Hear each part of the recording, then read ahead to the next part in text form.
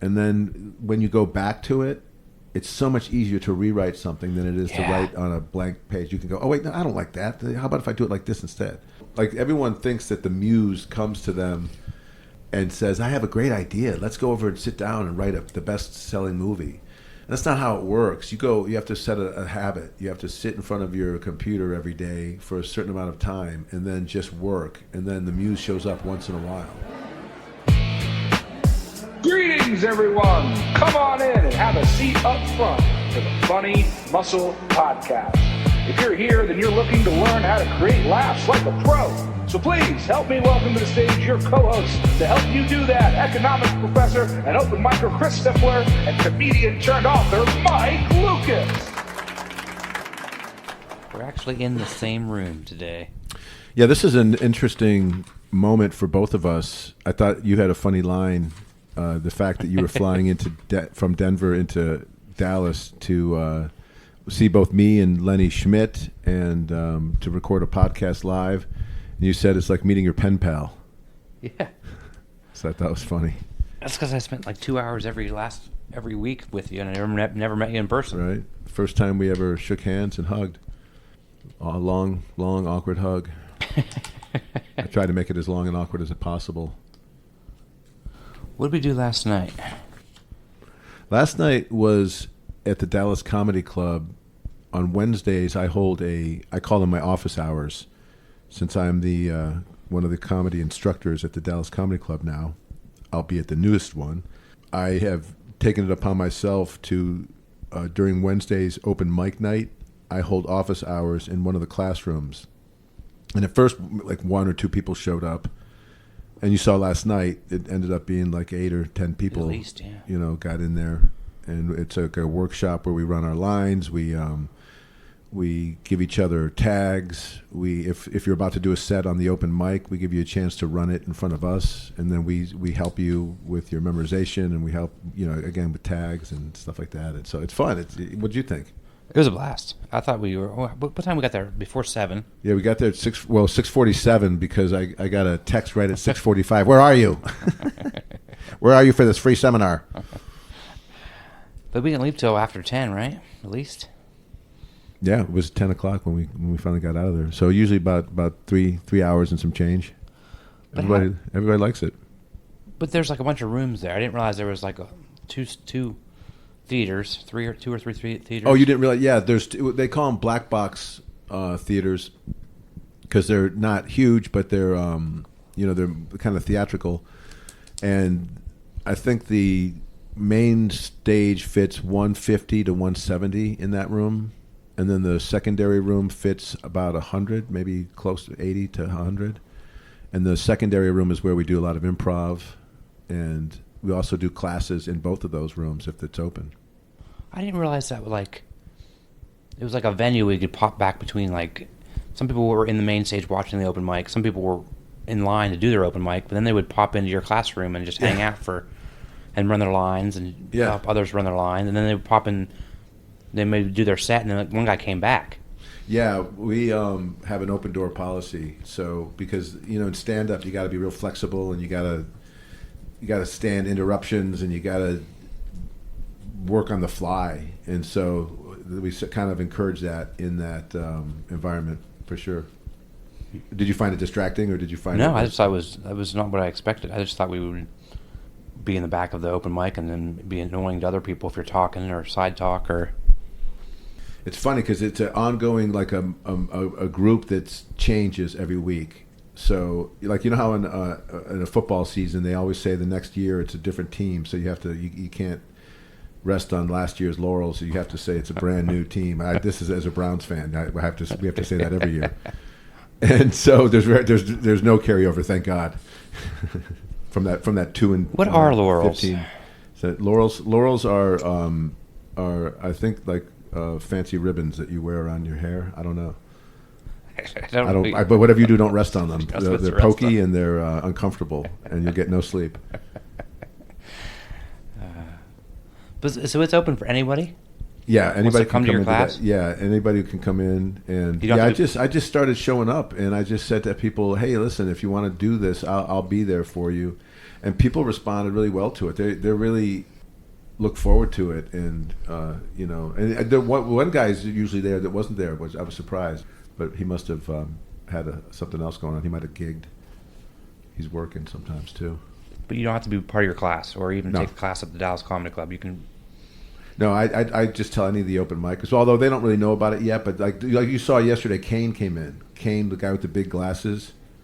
Yeah. He was wearing the Dallas Comedy Club sweatshirt. Yeah, and he's one of the big names in the scene. Okay. Yeah, so he's one of the pros that goes up every week on Wednesdays, and he now stops in because he knows me, and I was one of the judges for the contest that he was in, and he did really well. He made it to the finals. And so, do you like an introvert? Say you've never been to the Dallas Comedy Club and you want to show up to your Wednesday seminar or open mic, or office hours. Yeah.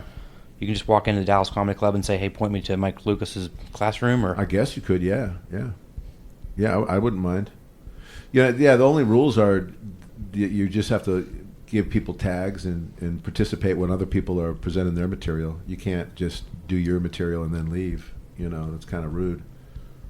But some people can't stay the whole time. That's okay. Nobody has 3 hours all the time. And some people are doing a set, so they come in, they do their thing, and then they take off, and their mind is on their set. But you saw like the one guy did a set, and then he came back. Yeah. So yeah, it's fun, and everybody's at a different level. Everybody's at a different degree of professionalism. So you get to a whole different influences from that group, and so hopefully the people who are more professional sort of rub off. Whenever you hang out with people that have a higher level of professionalism, you tend to raise up to that as opposed to them sinking down to your level.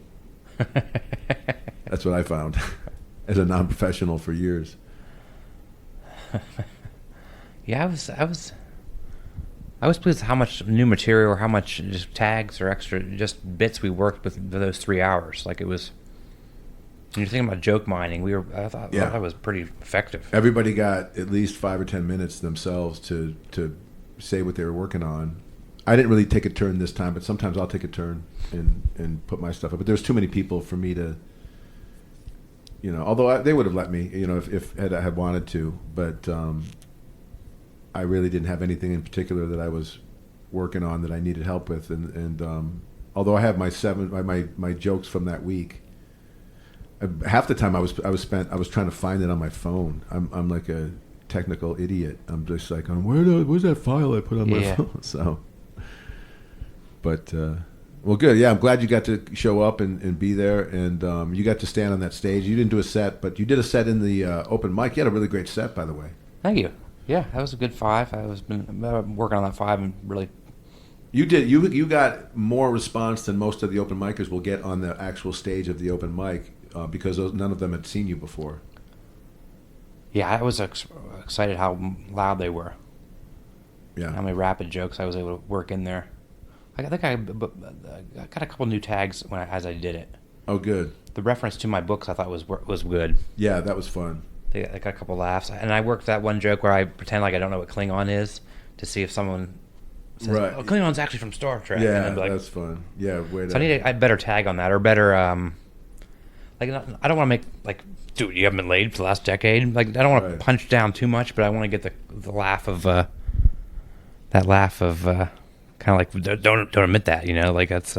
It's funny because you acted it well, as if you didn't know that it was Star Wars or Star Trek instead of Star Wars. Yeah, I think I said the human species from Star Wars, or someone was like, "Oh, Star Trek."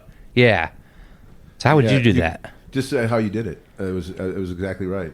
I thought it was like I wasn't too hard on it. I was like, yeah, I don't think you should admit that.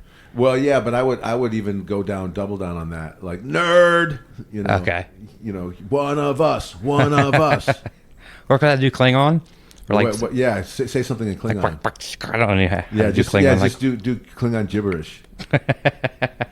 I think you know what I'm talking about. Klick, schnack, stunk, funk, ding. Am I right?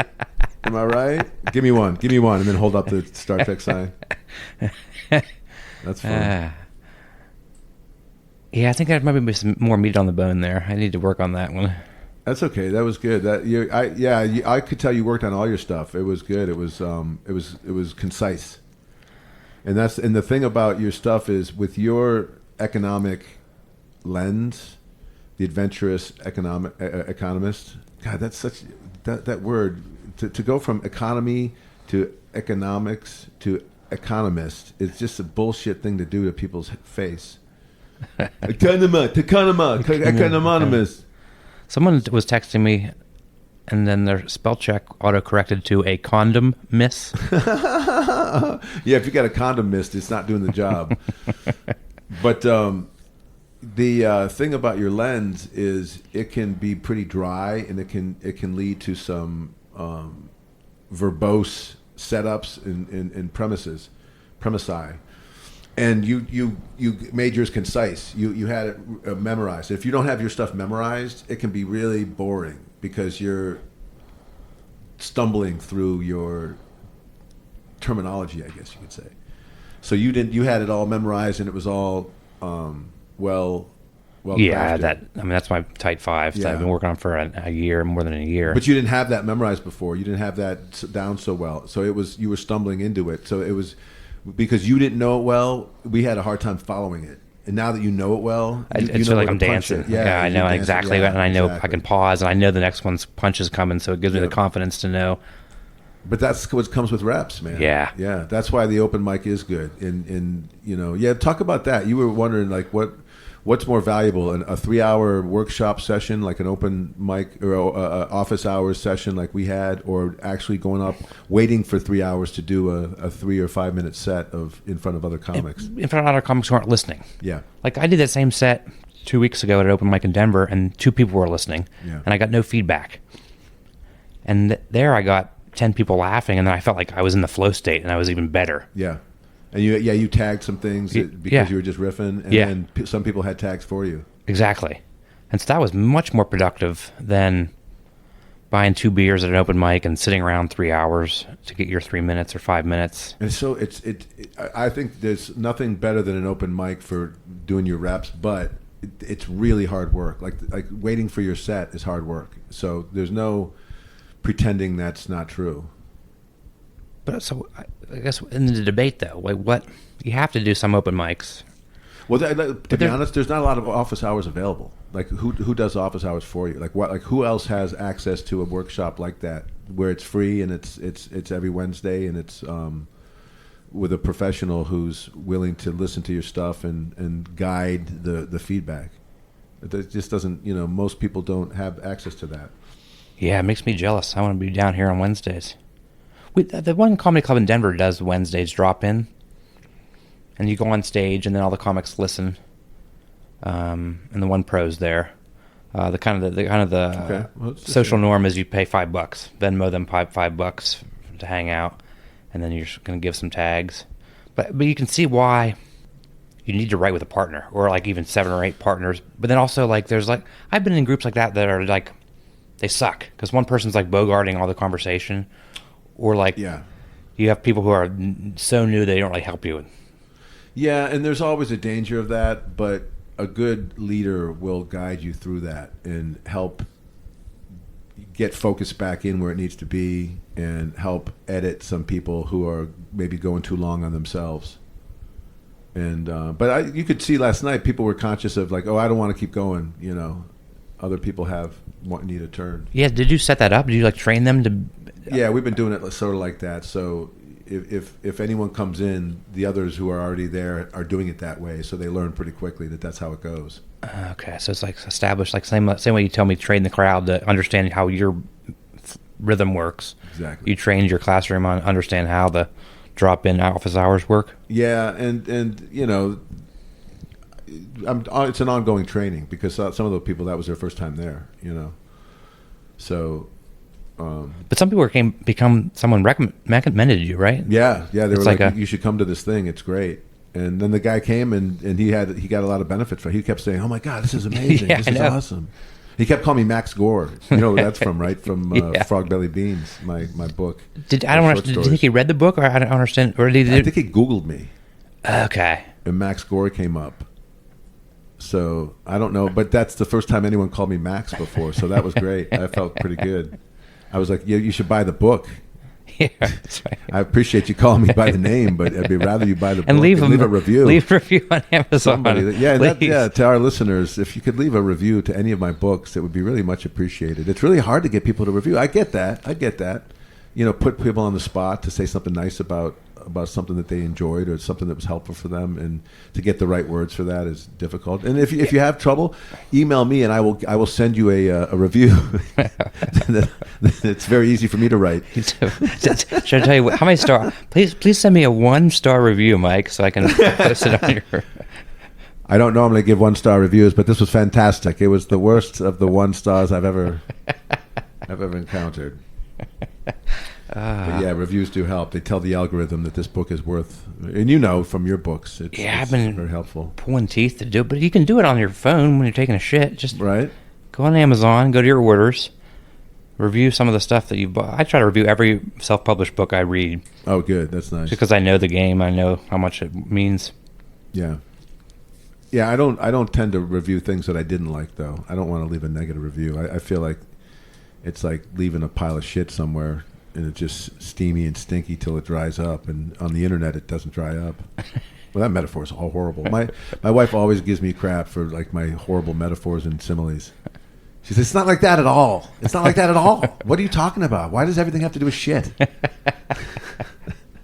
I don't know. That's the way my mind works in parallel. Scatological similes. Yeah, that's what I got. Skit, scat, skiddly da. Oh, you don't mean scatting similes. You mean scatological. Skit, scat, skiddly da, poop. So the books you have on Amazon: Finding Your Funny Muscle, Fine-Tuning Your Funny Muscle, Flexing Your Funny Muscle. Yeah, those are the 3 funny muscle in the book series there. A Comprehensive Guide to the Funny Muscle. Here's yet another funny muscle book from Mike Lucas. The Muscles of Funny is always Muscles funny. Hasn't Mike Lucas run out of funny muscle ideas? Nope. Nope. There's this one. And then there's By Mike Lucas's Funny Muscle, where he'll flex on you. And then there's the Fast and the Funny Muscle. Fast and the Funny 9. Muscle. I got that one. That's coming out soon. That one's good. That one's mostly about racing. It's a good day to joke racing. It's a good day to flex your funny muscle. Die hard. It's a good day to die funny muscle. Yeah, that's a Christmas story. People argue this one. They argue whether or not it's a Christmas book, but it is a Christmas book. I'll tell you right now. And there's a Funny Muscle. I'm getting too old for this shit. Is a standard people love.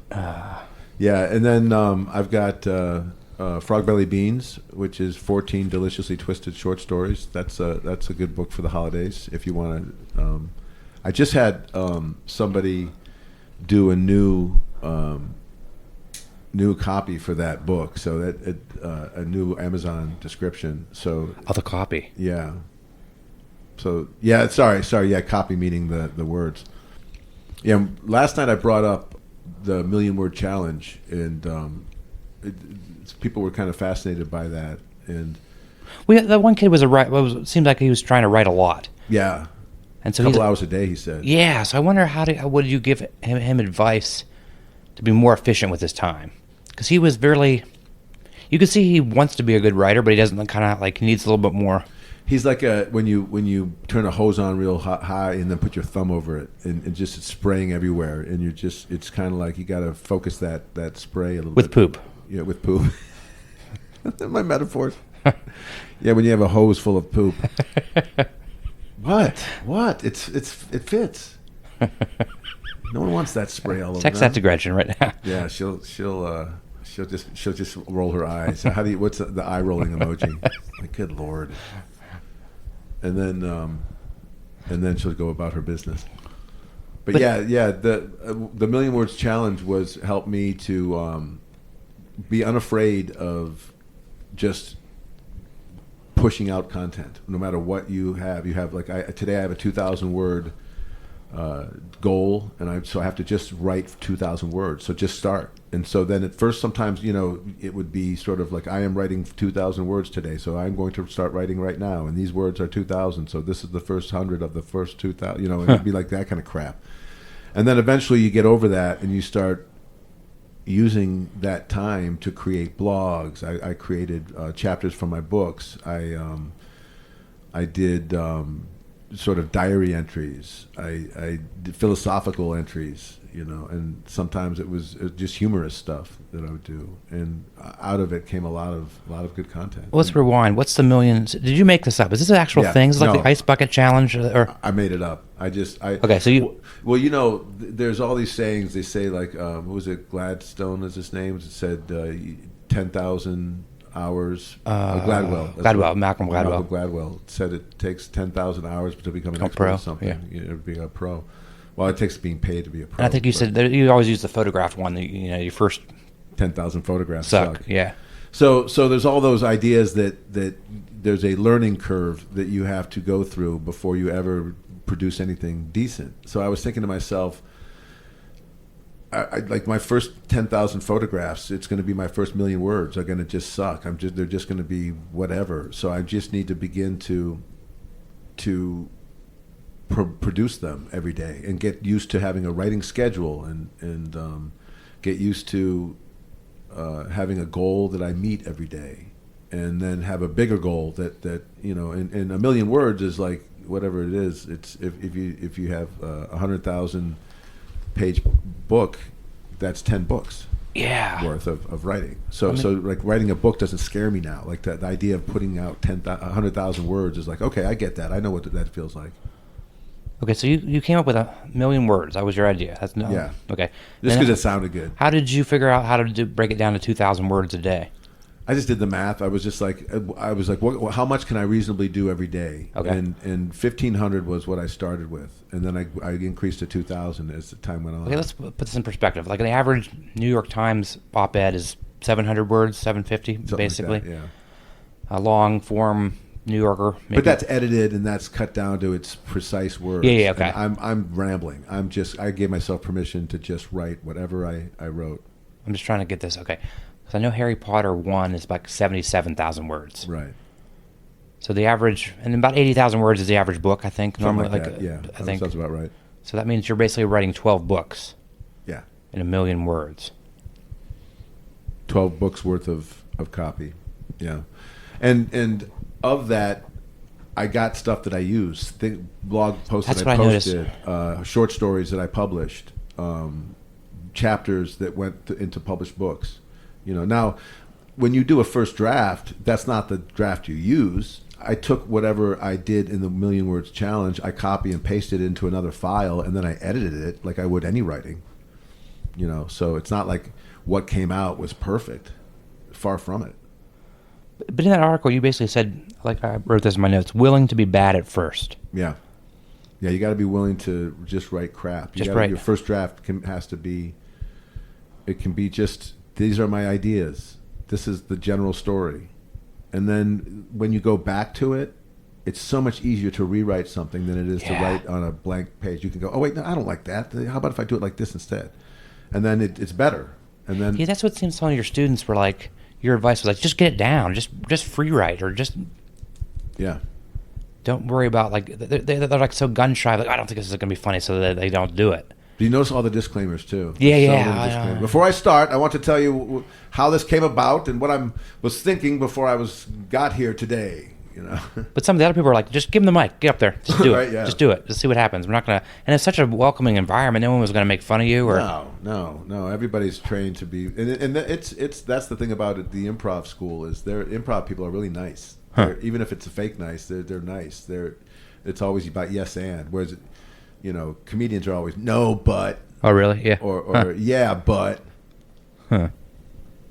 So yeah, the article you're talking about, I wrote about the 1,000,000 words challenge. I haven't published it yet. It's not on the website yet. No, I didn't know if it was too like self-gratuitous. Like if anybody would even care. But I wanted to write it because I wanted to capture my thoughts about. Yeah, what did you think of that article? What did you think about the? It was like the 10 things I learned from. Well, the writing, I would say, do another 1,000,000 word challenge before you. I'd say, ouch. Not you could have done that whole article in half the words, but you're used to being so verbose. Look, I gotta get my 2,000 steps in. That's true. It's kind of like that. Now I want to go through because I took a bunch of notes on it. Okay, yeah. Let's see. So that was 486 days over Yeah. 2. But you never missed a day. No, that was pretty amazing. It's like Christmas. You wrote on Christmas. Yep. You wrote It's on not your hard birthday. because it took me like maybe an hour every day. Okay, so that's all it took to write 2,000 words. Half, 90 minutes maybe. So it's not as intimidating as it sounds, as long as you kind of. Well, I think you Well, use an hour and a half of writing straight to do it every day is intimidating to anyone who's ever been a writer. Knows like it's easy to do that once. It's even easier to do that twice, but to do that every day is a matter of habit. That's what I want to get into because it sounds like once you got through the first month, it was like brushing your teeth at that point. Yeah. You don't want to break your streak. Right. And it goes either way. It's like anything when you do it for 30 days. That's how you set a habit, and it became really comfortable for me to do that. Now, it was quite a commitment, though, because, I was getting up before my kids would get up, and I would, do it at a time where I knew that it wouldn't be interrupted. So I had to, I've got 2 young kids, so I knew, and they go to school every day. And on the weekend, they have activities that they do. So I have to, account for all that. And you always do it in the morning? I try to, yeah. Yeah, because if I let it sit, then it's hanging over me. you know? Yeah. And then I didn't like that feeling. So it's like coffee. You do your coffee, and that's your first thing in the morning? Right. Well, so give me the AIC. You write about AIC as the part of the habit building. Ass and chair. I was like, AIC, what the hell's that? That's just about what it says. If you don't, like, everyone thinks that the muse comes to them and says, I have a great idea. Let's go over and sit down and write the best-selling movie. And that's not how it works. You have to set a habit. You have to sit in front of your computer every day for a certain amount of time and then just work. And then the muse shows up once in a while. And when she's there, it's beautiful, and it goes, it flows. It's like this zone you get in, and you're not even aware that you're typing or that you're thinking. You lose track of time. You really do. And you almost feel high. Almost get this, like, all those neurochemicals or whatever. Right, exactly. And it's such a rare thing. It's not, you can't count on it being there, but when it's there, you recognize it, and the second you recognize it, it's gone. Yeah, it's like, right. So there's you a need real a poop metaphor for that. It's like when you fart and you think it's safe, but it's no longer safe. No, I don't know. Maybe I'm deep in the literature on flow states. If you actually research flow states and creativity, Oh yeah. and that there's several ways to trigger a flow state, but you have to be like in a zone where it's like a Goldilocks zone, they call it. Doing something where it pushes your ability, but it can't be too easy. So it's like that. Yeah. So you do the Tuesday crossword puzzle or whatever, but I can't do the Sunday because I can't even start it. So it's like I don't get in the flow state because it's too hard. Yeah. But if I do the Monday, it's almost too easy. Right. So your brain starts to wander. But Tuesday, Wednesdays are harder. You're into so it. yeah, it's like Goldilocks zone. So like Too hot, too cold, just right. Yeah, that makes sense. I like that metaphor. Instead of porridge, though, I would probably use poop as my. It's too hot. It's too hot. It's it's too long. It's too short. It's too runny. Oh my God, we have to edit all this poop stuff out. It's ridiculous. It's all now. It's just become callbacks. I know they're all callback jokes. But they're poop callbacks. So it's. I apologize to the listeners, to the 14 listeners that have to suffer through that. Okay, so 2,000 words a day normally in the morning. Could you shorten that? Could we make a funny muscle monthly challenge? Could you do it right for a month? 2,000 words a month. Do you think 2,000 words is the right amount? 2,000 is a lot. Like 1,000 would be, 1,000 words a day. Like I think Stephen King recommends like 1,500. Okay, is what he does. I think something like that. That's one thing with habits is the tiny habits or atomic habits is you got to make it small so you can do it. It's got to be doable. It's like the joke is like floss one tooth. Now, for me, I knew I didn't want to do this longer than a year. I calculated it was going to be almost a year and a half if I did it at 2,000 words a day, and I didn't want to do it 2 years. I was like, I can't maintain this for too long. But it really set me as a writer. I mean, you saw all the things I learned from it. Like some of the things that, because what I was also doing during the 1 million word challenge is I was reading books. I was reading a lot of books that gave me things to write about, things to consider about my writing. Yeah. Like Stephen King taught me that the main thing about writing is description, narrative, and dialogue. Those three elements are what you need to be good at. So description is just how you describe things. In every fictional account, there's descriptions of everything. Descriptions of clothing, descriptions of how people look, descriptions of locations, descriptions of objects that people are holding or about to hold. There's narrative, which is the ongoing story. So you're having to learn how to progress a story forward. Yeah. And there's ways to do that. And there's dialogue, how people speak. And everyone has a different voice and comes from a different place. So your dialogue has to reflect that. And it's dialogue written is different than dialogue spoken. And so you have to figure out where in that boundary do you sit. Do you go all the way to where Mark Twain is, where we're spelling out phonetically an accent that makes it tough to read? Or are you doing, like someone who's more contemporary, who's going to just do slight, twangs in their dialogue? That's all your choices. Those are all choices you have to make. And so I learned that. I didn't know that that's what writing broke down to, because I never went to school. That for seems writing. like simple, but it's like until you articulate the system. It's like your books, right? Yeah. Until you look at the golf grip and the golf takeaway and the golf follow through. It seems very obvious, but then you're like, oh, well, I didn't think that. So now when I read someone else's works, I can say, what's their narration like? What is their, how are their narrative skills? How are their dialogue skills? How is their descriptive skills? And then I could say, I like the way they describe things, but I don't like the way their dialogue sounds. Oh, so you can pick and choose, like, hey, yeah, and you can say, like John Steinbeck to me hits all three of those. His descriptions are unmatched. His narratives are incredible. The way he does it. He zooms in and out, and he touches into the zeitgeist of the whatever the location is, and then he goes into the very up close personal of each of the characters. And then his dialogue is unmatched. The way he has people talk, it comes across real, and it's a nice balance between the accents and readability. So so I didn't realize that's when I was enjoying John Steinbeck. I didn't realize that's what I was enjoying about him. Is those three his three elements are. That must make you a different reader then too. Oh, of course, yeah, it makes you a better reader, and that made me create the course I'm teaching, the workshop I'm teaching in the December intensive at the Dallas Comedy Club, which is how comedians watch comedy.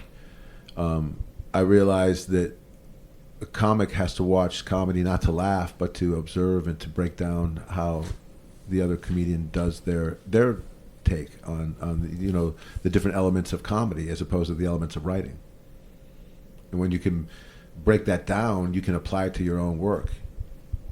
Yeah. How do I use that template that comedian used, like with their contrast? How do I create my own contrast? And you're not stealing anything from that comedian, because contrast is available to all of us. An extension is available to all of us. But to watch somebody put it into play and then to emulate it, that's what you learn by observing another comedian work.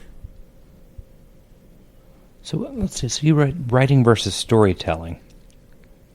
What do you mean by that? Like you really learned the difference between. I want to go back. Yeah, I know. What I like. Writing is like when you're doing any kind of blog posts and or teaching, maybe, or like it's more of like a different skill it's or a different skill. Storytelling. I didn't realize how to tell a story. I didn't realize that to tell a story, you're telling it. You're giving your readers a vicarious journey through an emotional up and down or down and up, and you're giving them the gift of experiencing that thing without having to actually experience it. So the clearer you can make that experience for them, the better it is for them as a reader. And so I didn't realize that that's what the job of the writer was to give them a vicarious experience of a struggle and then an overcoming of it, so that they can, when they go through it, they can say, "Oh, I remember that story and how they did it. Now I can sort of either learn from that or learn to not do it that way or to do it that way." That really spoke to me because I think you write about, you almost like trace the evolutionary aspect of storytelling. People like stories because they want to know if they're in that situation, they now have the tools to survive the. Which is why we love stories from the very beginning. I learned that all from what's that, Lisa Kron, is that how you say it? Yeah, her storytelling books are fantastic, and so that was one of the books I read when I was doing the Million Word Challenge. Yeah, so and then she uses the, is this your metaphor or hers? The subway car. That's hers. That's okay, hers. so basically you have a shitty described subway car, but it's still going to get you to point A to point B. Yeah. But I don't want to ride in a shitty subway car unless the third rail's hooked up. Which is you that can't ride in the third car. It doesn't go anywhere. The third rail is the narrative, and it's the story. It tells you what the struggle is of the protagonist. Yeah, and then always the reader wants to know how each situation affects the protagonist or how you're reacting to. Yep. Yeah, I wrote that. Your job to repeat back to the reader how each situation changes you. Yeah, and that's the job of the writer is to reflect that so that the reader has a vicarious experience of that, and so that they can go, ooh, that's what it's like. Yeah, that's so much because for my trail memoir, I needed to learn that because I wrote an economics book where academic writing is like, I'm going to tell you what I'm going to teach you. I'm going to walk through the logic of teaching it, and then I'm going to repeat what I taught you. Right. It'll show you a little bit about what it looks like. Yeah, but telling you what I'm going to teach you is not good storytelling because it's like it's letting the air out of the balloon. Yeah. You know, and working with an editor was huge on that. She was like, "Hey, why you? I want to discover this as a reader, right. just like you're discovering it." Like, and my academic writing was terrible for that because I would be like, I met this deaf guy at a brewery and I forgot he was deaf and asked him if he wanted to go listen to music, but I took that. You could tell that so much better. Yeah, I took that out and made it discovered, and told the story. Yeah, and it's those little things that a new writer doesn't understand, that they're doing it not incorrectly but incompletely. But part of the Million Word Challenge, you didn't work with an editor. This has surprised me. With the Million Word Challenge? Yeah. Oh no, because it was like one huge first draft. Right, but so is there a more efficient way to do the Million Word Challenge? Yeah, you could do for 2 days. You do 500,000 words each day, and then you can get it done in 2 days. That'd be the most efficient way I can think of. Because you could never do 1,000,000 words in 1 day. That's just too much. What I meant is I've really improved my writing with working with a developmental editor and some editing. And then what I do is when I rewrite something, I keep my first draft in purple, and then my next draft is in blue, and I tighten it. And then I learn by comparison. Here's the shitty version. Here's the better version. Yeah, and you're learning while you're writing, so that's cool. That's good. Yeah, and that's kind of what I did. It was like a course all at once. Like I said, I never went to school to learn those things. So the other thing I was doing while I was doing the Million Word Challenge was a typing program. Yeah. So and a speed reading program. So I was doing all these things to develop my toolkit on top of the actual hammering out the words. So there was multiple goals in this Million Word Challenge, and I improved my typing like fundamentally. Like I can type the numbers now without looking at them. Oh. Okay, where is ampersand? Yeah, I know it by feel. What is it, above 5? I don't know. No, it's above 2. See? I'd have to feel it. But the advice of how do you become a good writer, it sounds stupid, but it's like read a lot and write a lot. Yeah, but they say that, but read a lot. But what if you don't know what you're reading and how to read it? Like, what if you don't understand that I'm looking for the narrative or dialogue or the contrast or the description or and what if someone tells you as a new comedian to watch comics so you know what to do, and you can say, I see that they're doing something, but I don't know what they're doing. So take a bit that you like, write it out, and then sit there and analyze why is that funny. Well, what I do is I break it down to the elements. So I would write. The way I teach it is you watch somebody's bit, so you name them. Yeah. You know, the person, you name the style of comedy, so you know what kind of bit they're about to do. So it's observational, it's one-liners, it's rant, it's whatever. So then you kind of that tells you what style it's going to be, and then you begin to break down the joke elements. So what's the comic's comedy lens? What's the name of the bit? What's the topic of the bit? What's the premise of the bit? Because the topic is just what it's about, and the premise has an emotional element attached to it. So now you're seeing what kind of an emotional shift they took on that topic, and that tells you something about the comedian. And then you're going to look at the setup based on the lens that they had. So what misdirection are they trying to head you towards? What are they trying to get you to think typical that they're going to surprise you with atypical with their punchline? And then what's their punchline, and what heightening devices are they using when they use their punchline, and how are they executing those heightening devices? So you can name all those things with the comedian's bit, and you could do that for each joke they tell. Yeah. Because each joke has those elements in it somehow, or it won't get a laugh. Yeah, but that's homework too you could do. Oh, yeah. Without having to be funny. You can just do your reps. You can do your push-ups by just watching YouTube. Literally take the transcript or whatever. Yep. And then you put it into your notes. What I call the humor blueprint. And so you break it into the humor blueprint, all those joke elements, and you begin to say, oh, I see what they're doing. I see the game they're playing. I see the heightening game that they're playing.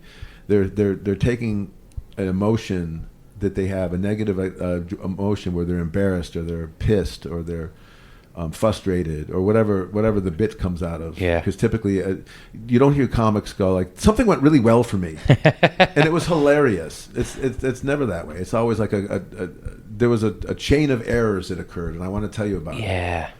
And so you take that emotion, whatever that emotion is, and that's what you're heightening. That's, how blank is it? How that emotion was it? And there's different ways to do that.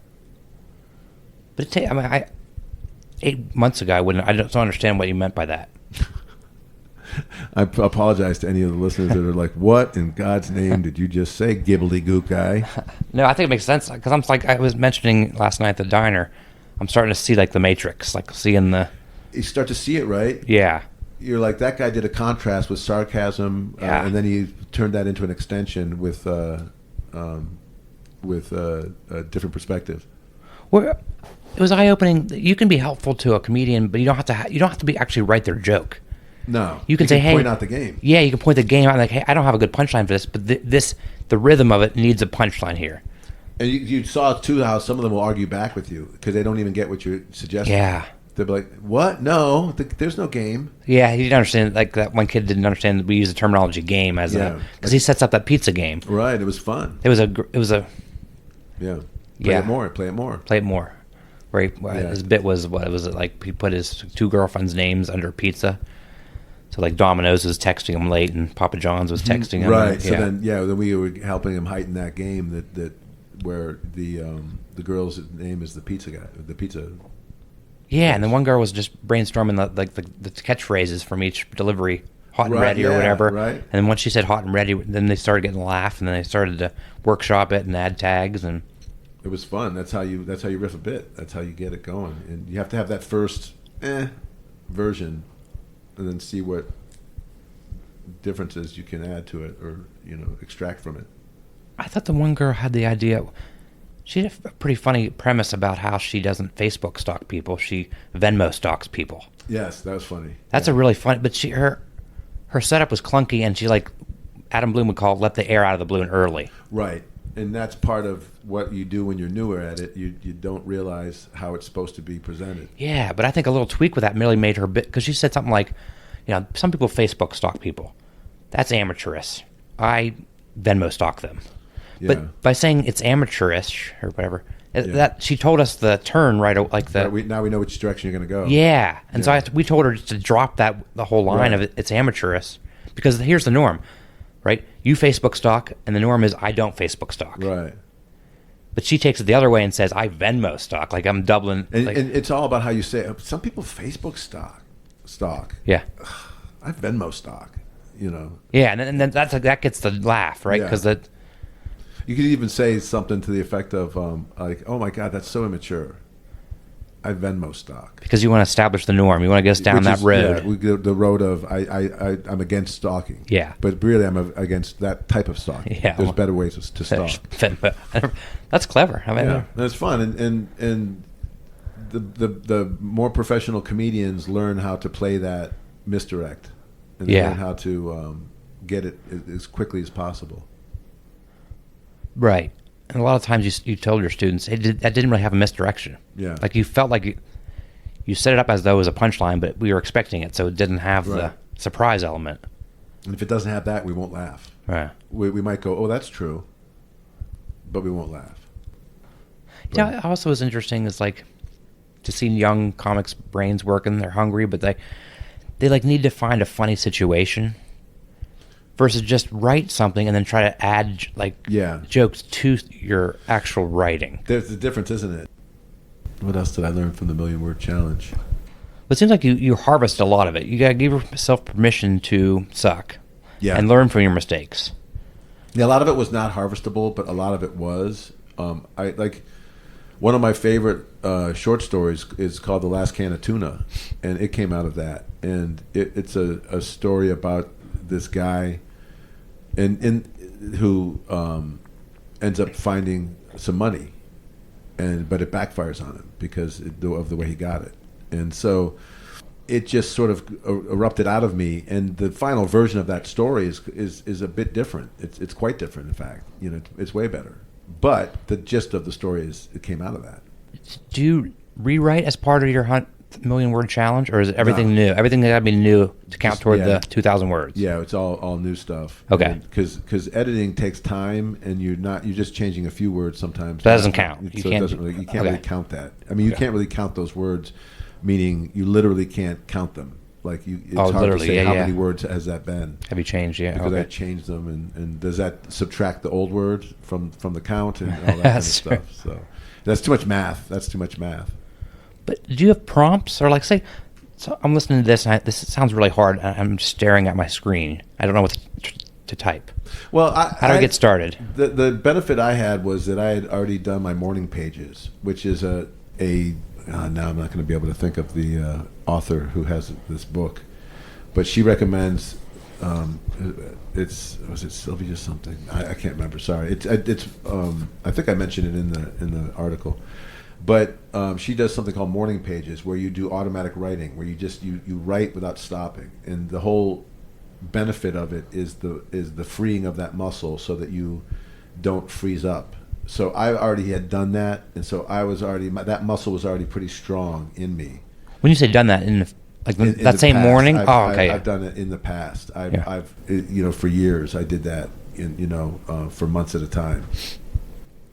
So I had already had that as an advantage. So I wasn't learning how to do that. Now you could learn how to do that while you're doing the Million Word Challenge, but you might have a lot of what you're talking about, those days where it's just blank. But she gives you permission to write anything. I am now writing more of these words. I am now writing more of these words. I am now writing more of these words. And then eventually you'll get tired of that, and something else will come out. Yeah, I've heard that technique on free writing.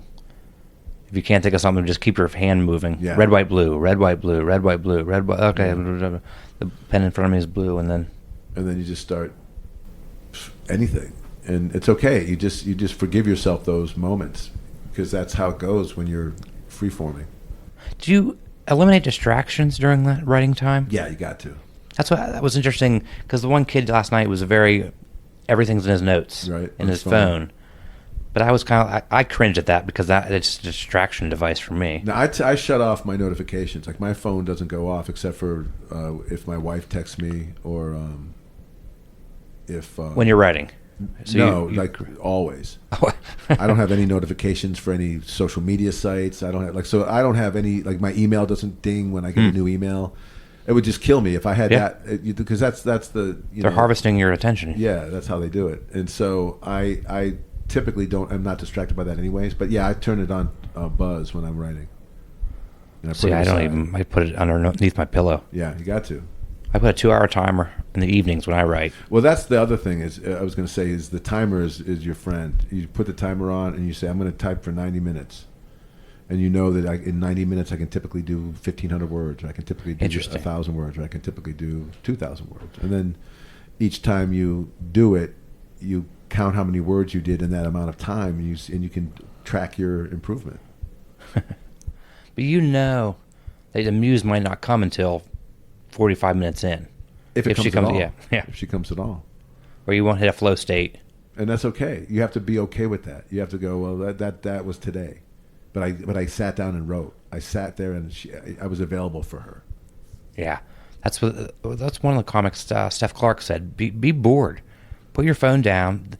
Since 2007, when the iPhones came out, we're never bored. Right. We're always wanting to be distracted. But that harms your ability to find those flow states. Yeah, and it keeps you from getting into that place where you're free-forming ideas. But I think that's why a lot of people that say they write on stage. Yeah. Because being They're on stage in front of people getting laughs triggers a flow state. Of course. And then your senses are heightened and you're once sharper. You're over the nerves of being on stage. Yeah. It's hard to be in the flow state when you're nervous and shaking and self-conscious. Yeah, like Jake Bevra is a very on stage.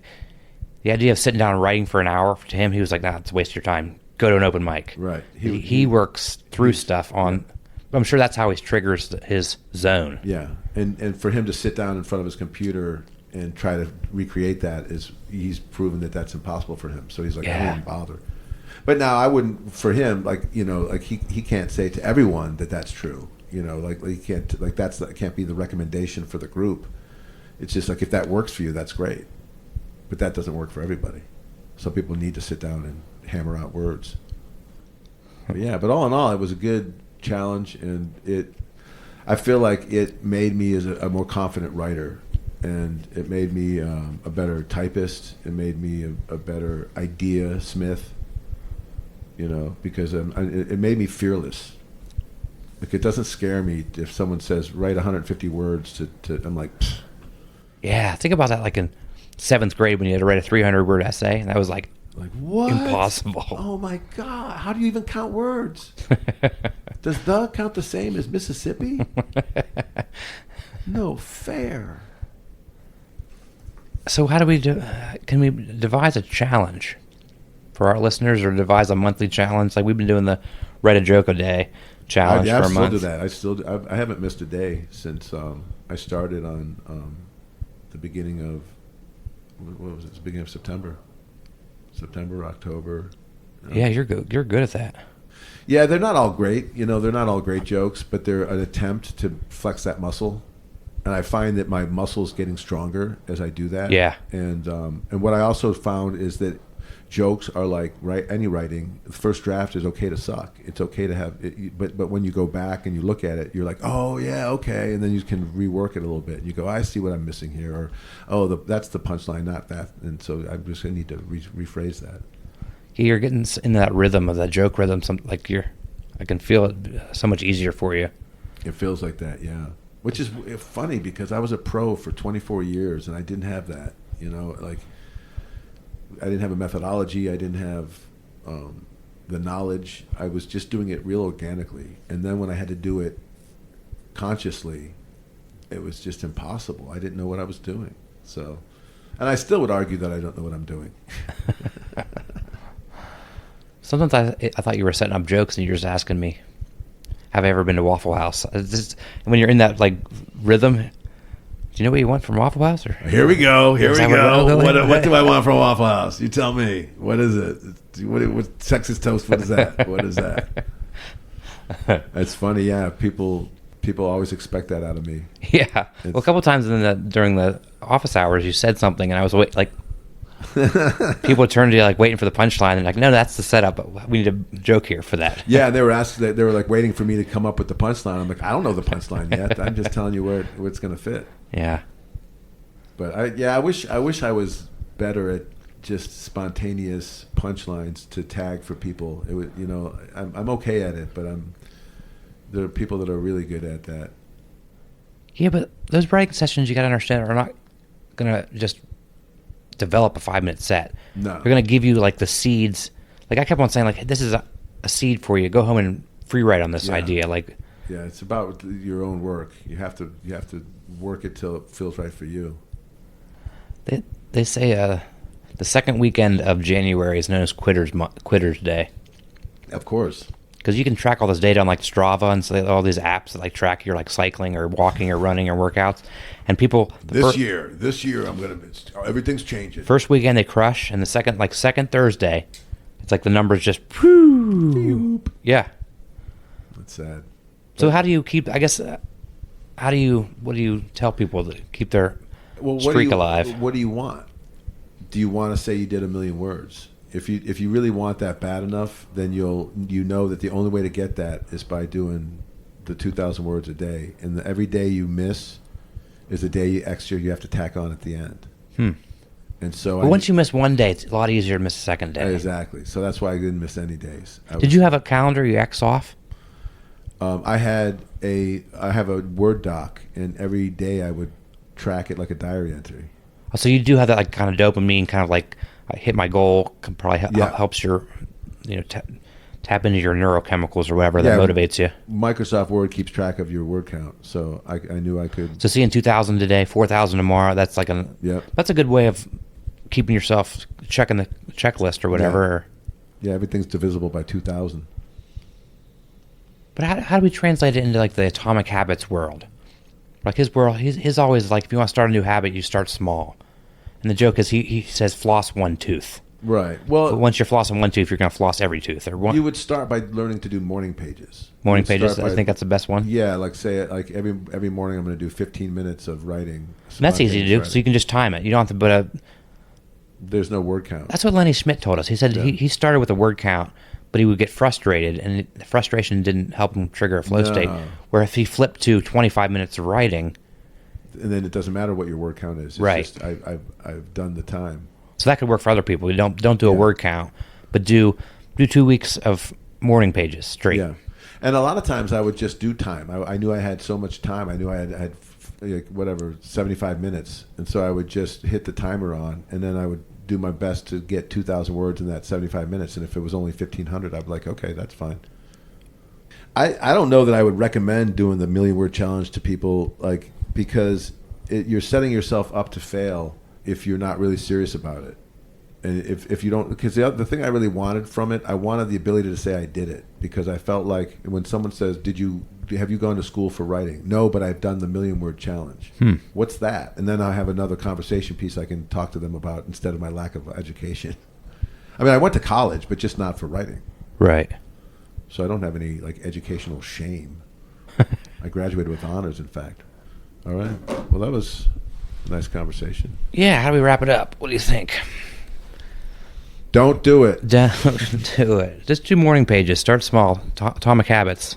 Yeah. I think if you're, it depends on what you want out of this. If you're just trying to be a more effective writer, you could just do your morning pages and get that done. If you're looking to prove something, and really learn something, do the 1,000,000 word challenge and do all the other things along with it that I did. The typing and the reading of the books. Reading of the books was important because that gave me something to write about. Yeah, good point. Because I would write about what I just read. And that's sometimes I start with just reading, and I can trigger a flow state. I can feel a flow state flip when I'm reading for half an hour with coffee, and then I try to write. Right. And therefore, I'm a better writer. The end. I write good. I write good.